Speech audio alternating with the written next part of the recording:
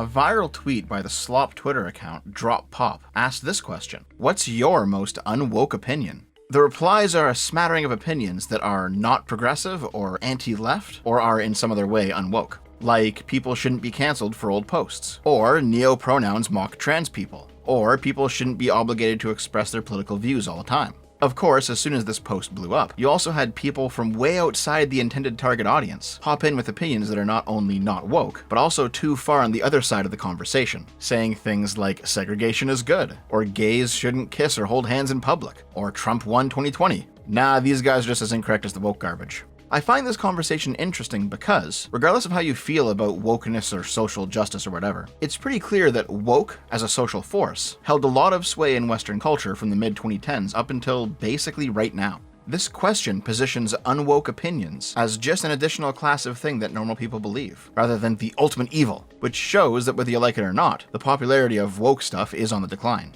The people who still adhere to woke morality understand this very well. That's why you can also find them underneath the tweet, complaining about its decline. Now, because it's Twitter, of course the opposite question was also asked, and like the first, gained a bunch of traction too. Nah, I'm fucking tired. What's your most woke DEI radical leftist opinion? And of course the replies are pretty much exactly what you think. Abort babies, get sex changes, immigrate illegally, do drugs, abolish monogamy, mandatory vaccines, fuck your freedom, abolish religion, abolish all hierarchies. Now, this video isn't about discussing what woke is. I've covered that several times. Click on the icon in the corner if you want to see those videos. But, assuming you have that knowledge already, a lot of these answers should be ringing some bells in your head. If you pause and read this, you'll notice that the OP herself seems to be every single one of my critiques of social anarchism rolled up into one tidy package of mental illness. In any case, it does really seem like woke stuff is on the decline. For example, diversity, equity, inclusion initiatives in the workplace are extremely unpopular. And fair enough. Who wants to spend half their workday watching slideshows about pronouns that nobody at the business even uses? Or being lectured about cringe nonsense by some activist the company brought in exchange for a big fat paycheck?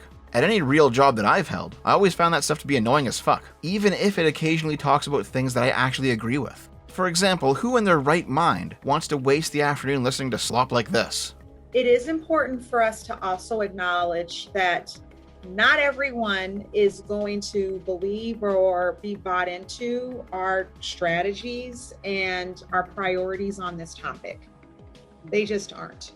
And so when we talk about leader accountability and the importance of representation and these strategies and these goals being integrated into someone's responsibility, like just to be really pragmatic and practical, then it becomes, okay, you don't we may not be able to change your mind shift on appreciating why this is important, but you do understand that as a part of your job responsibilities, you will lead inclusively, you will have representation on your team, you will be responsible for these behaviors, values, and expectations. And it also, quite frankly, puts a light on the folks that don't believe in this, but emphasizes that you still have to do it to do this job, to be a part of this company.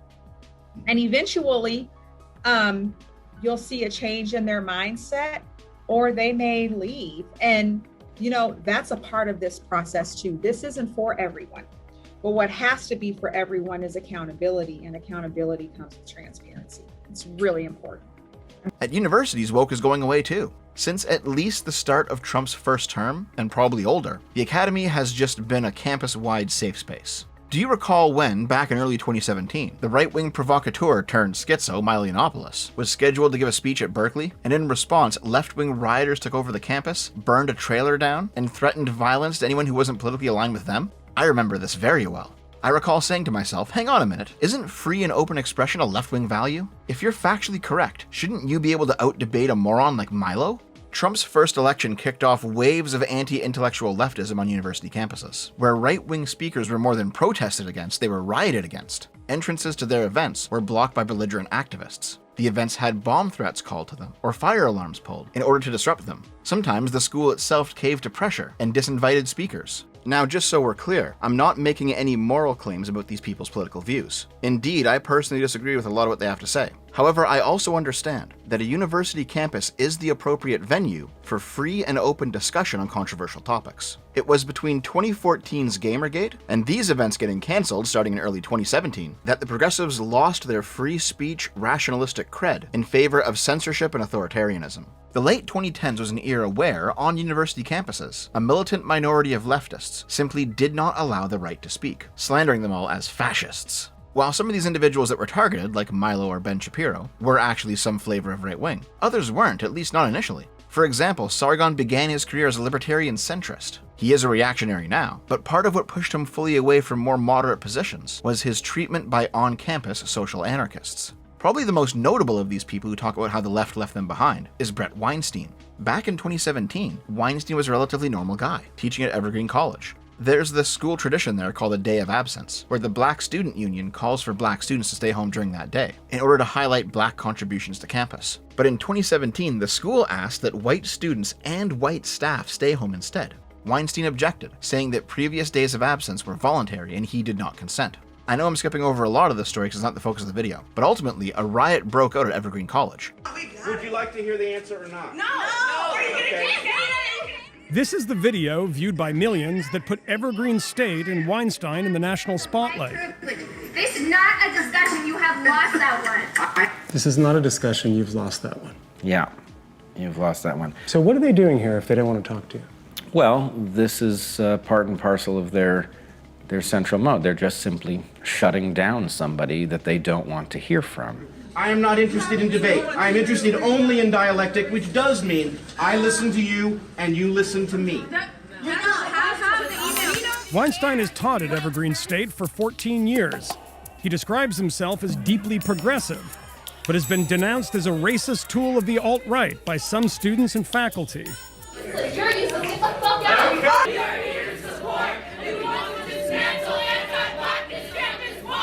We just wanted to be like, until you're accountable for these actions, you don't get to teach students at Evergreen. You don't get to spread this problematic rhetoric and instill it in students. Yes, you're disrupting my class. So at this point, we would like Bret to be fired, but that isn't happening. The administration is refusing to take action. They're choosing to protect this white, cis male professor over its students. The campus library and the administration building were occupied by students, who barricaded the entrances with furniture. The university's administration was held hostage in a conference room by the rioters, and once they confirmed through a phone call that the cops weren't actually coming to rescue them for some fucking reason, the rioters told them they would remain in place until their demands were met. Is that clear? Start that word, please. I'll go check that room. Yes, ask people. The one that all the white people are in. Oh yeah, that's to a conference room that does lead into his office. So it does? I'm gonna check in the office and see if there's anyone. Cool. Why is this room locked? This hasn't been made clear to everyone. Is so that they do not leave that room until this happens. And so y'all need to be making sure that people don't leave. That rumor that the cops are coming was a tactic to do the thing that happened. There aren't enough people in this hallway. So without leaving this space to go find people, y'all need to find ways to get those people back into this space. What we need is for there to be a physical presence on this floor so that they aren't leaving. Second point, there is a room being set up that has food and water and places for y'all to rest. You need to make sure you're also taking care of yourselves in these moments. So when that information becomes clear, please get that information without leaving the space, and please make sure that information is being spread to everyone. Okay? The other thing is our noise safety is really, really important. Is there any needs for in that room right now? Is there any, close the door. Yeah. Is there anything that needs to happen in that room? So what he's talking about right now is that he talked to the chief of police and he said police will not show up. But he said that they aren't willing to continue to have conversations, or rather the deal is the basis of the conversation is people have to stop blocking personnel from in and out of the building. People have to let people come and go. It's meaningful. Hey, I'm not saying I'm here for documentary purposes. y'all should know, because it's important for your safety and for the concerns of this building. As far as I'm concerned, and as far as I'm telling everyone is allowed to come in and out of this building, and I don't know who gave the order to do some weird blockade bullshit. That's some anarchist something. That's not on us, and I've gotten them to reassess that situation. The only priority is that y'all stay in this space until those demands can happen, so that's the only thing that we're concerned about. My concerns as a person, I can't speak for everyone, is that the work that needs to be done is happening today, and that everyone's safety and health is concerned. So I'm working on making sure food and water is being brought to everyone, and that this is happening on a timely manner. So I don't need to hear anything else, but I want y'all to know an update about things. Do y'all need anything at all? The people who are in this room watching this happen. Are y'all clear? Cool. Okay. Thank you. Hope. I'm sorry, I just feel straight. I swear to God, this is the most soy hostage taking I've ever seen in my life. In the aftermath of everything, Weinstein ultimately resigned, and since then he's radicalized into a right-wing talking head. His 2025 media appearances show him to be thoroughly brain-rotted. The point I'm making is that universities, once hotbeds of what we might call woke ideology, are also rolling this progressive stuff back, and many people who attended or taught at schools in the late 2010s are understandably relieved because this shit is legitimately insane, and we are better off that it's finally going out of style. After all, who the fuck wants to go to class and come face to face with this? All white people are racist. So I put this up because I really want any white person in the room to know up front that this is what we're dealing with, that it's not going to be this coddling of white tears and what that looks like. We're not going to discuss, oh, maybe some of us have worked it out. No, you're always going to be racist, actually. So even when you're on your path to trying to figure out how to be a better human being, because I believe that white people are born into not being human, like that actually, instead of people of color and black folks being dehumanized, that actually everyone is dehumanized off rip within white supremacy, that y'all are born into a life to not be human, and that's what y'all are taught to do, to be demons. So in this particular way, white people are all racist. So I just want y'all to know that up front. It's the same across a lot of domains right now. Research, woke's going away. Government, woke's going away. Entertainment, woke's definitely going away, especially after the unending deluge of Hollywood flops. The zeitgeist has changed, and society's institutions are following suit. Except, is that actually what's really happening here? As far as I can tell, there's 3 dominant views describing the current phenomenon of woke nonsense being rolled back. The first is that those people who run society's institutions are ideologically devoted to woke morality. They view diversity, equity, and inclusion as morally good, so much so that they're willing to strictly adhere to those principles, even if it costs them economically. From this point of view, the deans of universities, the CEOs of companies, and the leaders of countries are all strict woke moralists. Their primary interest is the spread of wokeness. The ideology guides their actions more than any sort of practical calculation about costs or power, and so they will keep shoving this shit down everyone's throats, even as people tell them they don't want it, because their goal is to convert them, not make a profit or hold on to power. Now, right away on the face of it, this interpretation seems wrong, simply by the fact that woke is actually going away. Pure ideologues would drive this thing off a cliff, and clearly most individuals with some level of influence are in fact choosing to sacrifice wokeness rather than sacrificing their own careers. Not all, there are a few diehards out there to be sure, but most of them. However, the true believers in this first view, that the powers that be are ideologically committed to woke morality, it is their position that wokeness is not actually going away, it's simply being rebranded. Multiple creators, most notably the VTuber Kirsch, have gone over an organization called Bridge, which stands for Belonging, Representation, Inclusion, Diversity, Growth, and Equity. Though sometimes they say that the G stands for the gap between where we are and where we need to be, by their estimation anyway. That Bridge is an acronym for Belonging, Representation, Inclusion, Diversity. The G is the gap in all of those things, and then the E is equity. And our mission is really about moving the narrative of DE&I away from philosophy to operationalizing inclusion as a business practice. So our North Star is that. Our North Star is not necessarily marketing per se, because we believe that inclusion needs to cross the entire organization, marketing included, but everywhere from organizational practices all the way to advocacy. And so the way that we come at it is that we look at the business practices, our goal is really about operationalizing inclusion, as I said, as a business practice, not a philosophy anymore.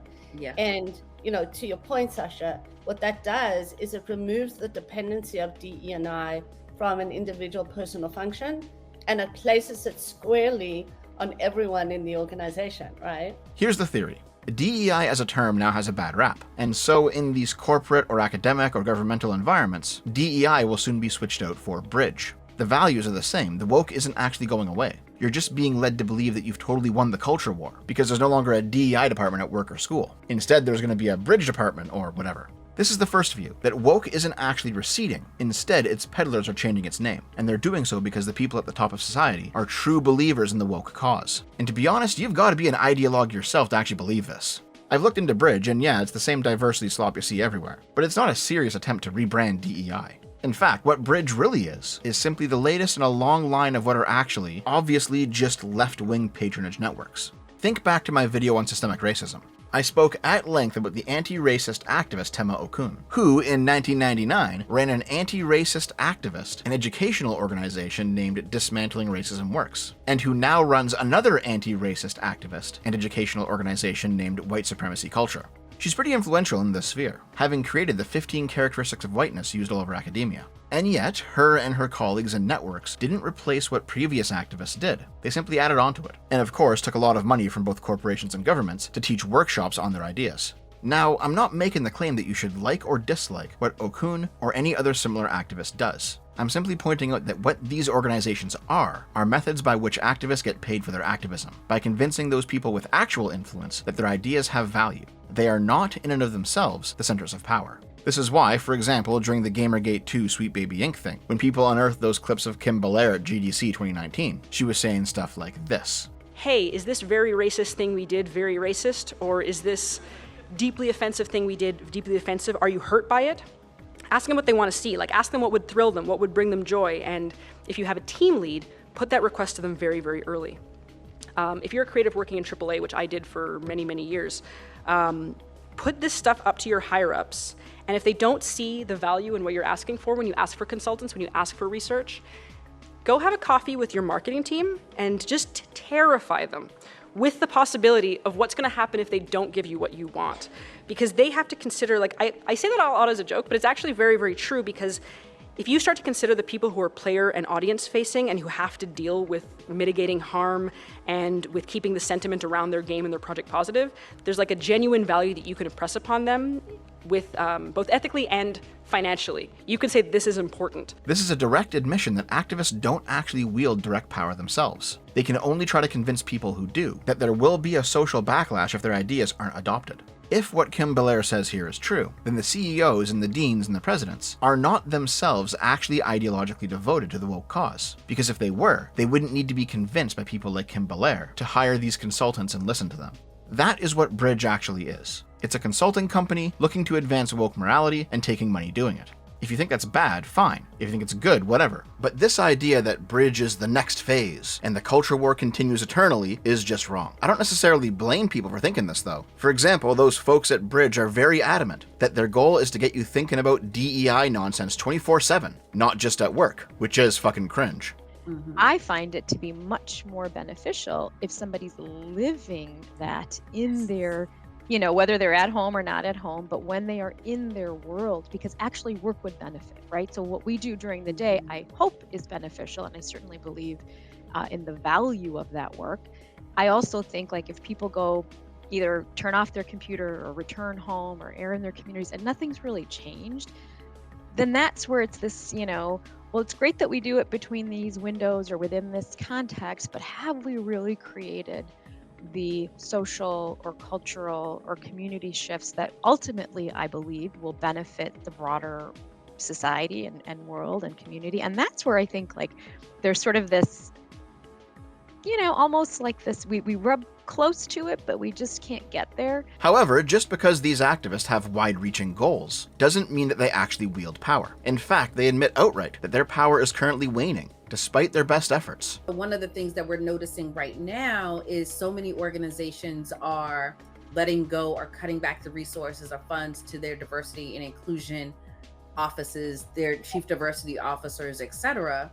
And people are just like, okay, so if that's gone, what else do we do? And it's like, it should be part of your DNA. It should be part of your everyday operations, regardless of which department you're a part of, and it goes beyond your employees. I understand what's going on here, though. I recall back during Gamergate doing my first big deep dive too, digging up weird advocacy networks that had these conspiratorial-like connections to other advocacy networks, and thinking that I found the true centers of social justice power in society plastered all over their staff pages for everyone to see. The urge to yell from the rooftops, "I found them!" is pretty strong. I felt it before too. But once you've discovered dozens of these bridge-type organizations, you realize that these aren't actually the backroom power brokers that you thought. They just take money to teach diversity courses. If companies see value in that, they'll buy their product. If companies don't see value in it, then they won't. The activist organizations exist at the pleasure of the companies that pay them, and the companies have stopped paying them because woke garbage is no longer viewed as valuable. It's as simple as that. What this all means is that the first hypothesis, that people in power are ideologically committed to wokeness, and they're rebranding it to keep it going, is largely false. There will be some holdouts, I'm sure, but this theory has little predictive power. It really only serves to get people riled up on the internet and feel like they're fighting the good fight in the culture war. So, what is the second explanation for the current trend of wokeness receding? That would be the woke is being put away position, predominantly espoused by the dissident right YouTuber Academic Agent. He wrote an article describing his view in 2023, and he's been predicting a woke rollback for several years previously. He calls it a method of containment. Containment is the actions that a ruling class can take to dissipate energies against their rule without actually threatening their rule, while also making the people who object to their rule feel as if they've actually done something. The example AA gives is of the Iraq War protests in 2003. Millions of people marched in protest against George Bush and Tony Blair, the war's two biggest public faces. The war didn't stop, and the two men were re-elected in the next elections, but the fact that the world's biggest protest at the time was coordinated on the relatively simple internet of 2003, and was allowed to happen by liberal democratic governments, made the protesters feel as if they had accomplished something. They had been allowed to exercise their freedom of speech. They had been heard, and nothing changed. An authoritarian regime would have cracked down hard on these protesters, because their legitimacy comes from overt strength. They have to crack down to remain stable, even though crackdowns lead to resentment and long-term instability. This is why authoritarian regimes tend to fail, not so much because they're immoral, though they certainly are, but because their authority to rule rests upon a self-defeating foundation. This is not so with liberal democracies, which can withstand all sorts of critique of the system and not actually change all that much, though we are now also seeing the limits of that bulwark as well, with the American New Right, made up of people who were once anti-war, anti-Bush, anti-neocon activists, or sometimes old-style Democrats who have radicalized. AA believes that pretty much everything that most of the online right says about the left is false. Marxism as a civil religion? False. Collectivization as an a priori good? False. Ideological devotion to diversity, equity, and inclusion? False. In his view, the left has no sincerely held beliefs. It's all just networks of people who use their power to enrich themselves and their allies. There is no devotion to socialism. There is no devotion to wokeism. It's money and power. It's important to note at this point that Academic Agent is a university professor who does publish dissident right political theory, and in my view, he's cut from the same cloth as a Burnham or a Latch, somebody who is educated in anarcho-socialist tactics on how to fight against the capitalist state. However, he fights against it from a far-right, anti-globalist, anti-capitalist perspective. So, in this second view, woke is being put away as a form of containment, to dissipate anti-regime energy, to allow dissidents to feel as if they've won the culture war, even though the deep state is still ultimately in charge. When examining these first two hypotheses side by side, it's pretty clear that the second one is significantly more in line with reality than the first one. I'm sure there'll be some woke diversity holdouts, still doing the tired DEI thing going forward, but that shit is largely going away. It's not actually being rebranded or snuck in or whatever. This might be really bad for those YouTubers or streamers whose channels rely on this performative perpetual outrage at how everything is woke, and you gotta click on my videos so I can tell you just how angry you should be about it. Heh. Do you recall when the anti-woke slop tubers tried to push this idea that Expedition 33 was going to be a woke failure? They dropped that shit real quick, didn't they? There's no evidence that DEI is being rebranded and then continuing on quietly, but there is evidence that those in power are abandoning it, and that it's a tactic meant to placate the dissident right. Last fall, the rightards were screaming about civil war, how the police were corrupt, the government was corrupt, the DOJ was corrupt, the corpos were corrupt, and now that Trump's in office, all that is gone. Everything's good again. You can now trust the Trump institutions, guys. The right wing is winning, guys. The Patriots are in control. We're so back. And AA posits that basically you're being played. He gave 3 reasons for this. The first was that the military needs recruitment numbers to go up, and lower-class white men are their main source of soldiers. If society is demonizing white men, you're not getting asses into boot camp. And this seems to have played out just as he predicted. Woke went away, recruitment numbers went up. The second is UK specific, but it still applies to America. Current immigration policy has radicalized the working class against governments all over the Western world. In the UK, the left-wing Labour Party has actually pivoted to be more right-wing than the Conservatives on immigration. It's kind of funny that Labour is actually deporting people, while the cons under Boris, who was called a Nazi by the left, remember, allowed tons of immigrants in. In America, the Democrats didn't shift to an anti-immigration stance quick enough. Plus, Trump's domination of the narrative allowed him to downplay or outright erase any of their attempts to do so. Again, I'm not making a value judgment here, I'm just saying what's going on. AA's third reason is that the regime prefers soft power to hard power, because they know that hard power destabilizes systems, and they've used a lot of hard power recently, from COVID lockdowns to BLM riots, to stealing the 2020 election from Trump, and the regime feels as if it can't continue to use hard power if it wants to remain standing. Something has to give, and that something is wokeness. Now, I want to point out that I ultimately disagree with a lot of what Academic Agent is saying here, obviously, but I do have to admit that it is far more in line with reality than Kirsch's bridge rebranding idea. Wokeness is not being snuck in again because the regime is ideologically woke. It is being put away because the regime values its own power and wealth over woke ideology. It is not about socialism, it is not about LGBTQ stuff, it is not about Marxism, it is not about ideology. It is about money and power. However, I do find it really funny that AA is now owed a cigar from Aaron McIntyre, who did indeed believe that government and corporate wokeness was ideological, and bet him several years ago that by May 2025 it wasn't going away. Well, here we are. Now, toot my own horn a little bit, this is something that I called as well, in a much smaller way. Think back to my interview with the guy who worked on the Saints Row reboot. He straight up admitted that while some middle managers and consultants were ideologically devoted to progressive politics, the people at the top of the company were not. They simply wanted to make money, and they were convinced, falsely, that woke slop would make them money. Now that we know there's no money, the woke slop is disappearing. It's just that simple. In the same way, in my examination of the Stellar Blade controversy, I put forward the idea that some of Eve's outfits were changed, not because of some moral belief imposed on Shift Up by Sony, that the game was just too sexy and women were being objectified, but instead because Shift Up had violated international patent law by including real-world outfits that were owned by actual fashion companies. In both of these cases, tons of right-wingers were angry at me for pointing out that it wasn't progressive ideology that motivated companies, it was money and power. And yet, I ended up being correct. Basically, of the two views we've discussed so far, the idea that the regime is putting away wokeness has way more predictive power than wokeness is being rebranded. And yet, it has some problems of its own. In AA's video on the topic, he asked an interesting question. Per elite theory, since he puts a lot of stock in it, these type of events always flow top-down. There is no such thing as a grassroots bottom-up movement. Power comes first, ideology comes second. Woke was put away because the people in power wanted it put away, in order to get the people at the bottom reinvested back into the institutions of society. But then he asks a question he admits he has no satisfactory answer for. What is it that the society needs to do? And the ideology will basically follow from what power wants to do, okay? And I could see that power needed to get people invested back into the institutions, and that this woke thing wasn't working. It does beg the question as to why they allowed or why they pushed woke in the first place. And they did push it because US aid has shown that they pushed it in the first place. And that is a question that I would love to know the answer to. I mean, there's a guy I know called Eric Kaufman, who is more on the woke mind virus side of things. But he works on this. He works kind of trying to understand woke ideology, why it came about, and there's contrasting theories. But I would suggest that they were actually trying to transition the America, Britain, and Europe into a mode where the white majority, got used to the idea that there were competing interests, there were competing minority groups, and that they couldn't kind of take for granted their quote-unquote privileged position anymore.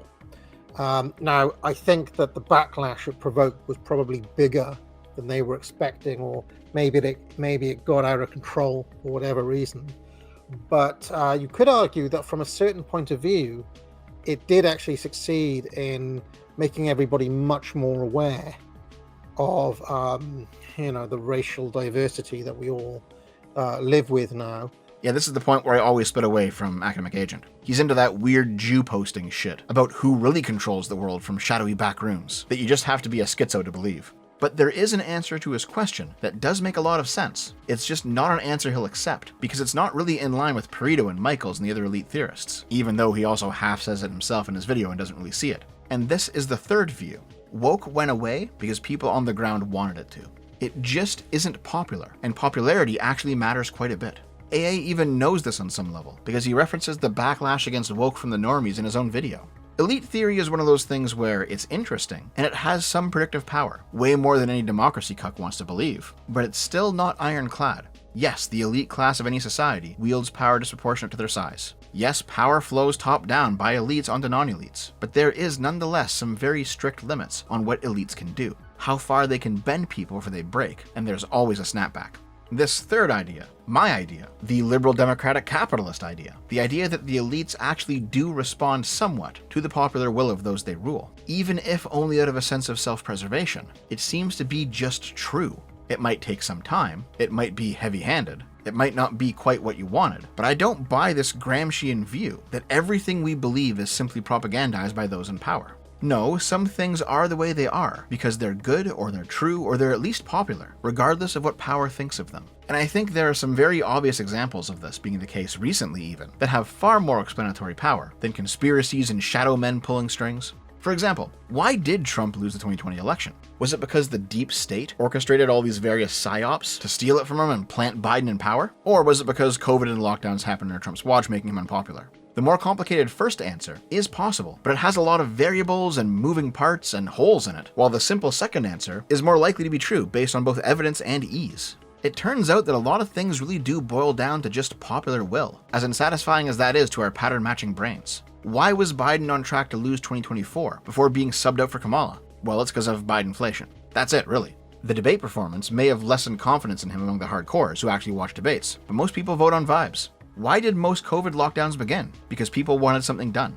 Why did they end? Because they had grown unpopular. Sometimes the elites do expend their political capital to force a new state of affairs on the people and hope it just sticks. But oftentimes, they really actually just do what people want them to do, at least enough so the commoners don't topple the system. This is why I'm ultimately a liberal, guys. I'm not a part of the dissident right or the revolutionary left. Because the more that I've read, the more that I've learned, it really does just seem like a lot of the time, systems and institutions do actually just function properly. So, woke is being put away, and thank God for that, because it was annoying as fuck. However, in response, some contingent of the anti-woke crowd, the John De La Rose types, are now running around saying dumb shit like media with gay characters or black characters is now woke, when, no, that was never what people objected to when they complained about undue progressive political influence in their video games. Nobody thinks Barrett from Final Fantasy VII is woke just because he's black, you fucking muppet. However, like I said, these slopmongers need that villain to continue on, because it's how they make their money. Here's what I predict. Those people who believe in the bridge renaming hypothesis, it doesn't have to be bridge specifically, just the general idea that woke is still going strong, it's just going undercover. Those people will keep radicalizing themselves, desperately trying to fit the next culture war event into a woke, anti-woke paradigm, because they've built their channels on outrage, and they don't want to give up the paycheck. They'll be assisted in these endeavors by the actual woke holdovers, who, though low in number, will still truly believe in the cause, and they'll keep trying to push it. But overwhelmingly, our culture is moving out of its woke era, and a lot of these anti-woke YouTubers or streamers are going to keep stretching themselves more and more in an attempt to keep the gravy train rolling. I do know some of these guys, they're mostly good people, so I hope that they know to be honest and not sell out. And if you watch any of them, you should probably do your part in keeping them honest, like I know I will be. Alright my friends, that about does it for me. Hope you enjoyed the video. Speaking of Expedition 33, I think Naomi and I are going to go stream it after this. So if you're watching this video on release, make sure to stop by and say hi. Or else, just click on the link on screen. I'll see you over there guys, have a good one. I love you.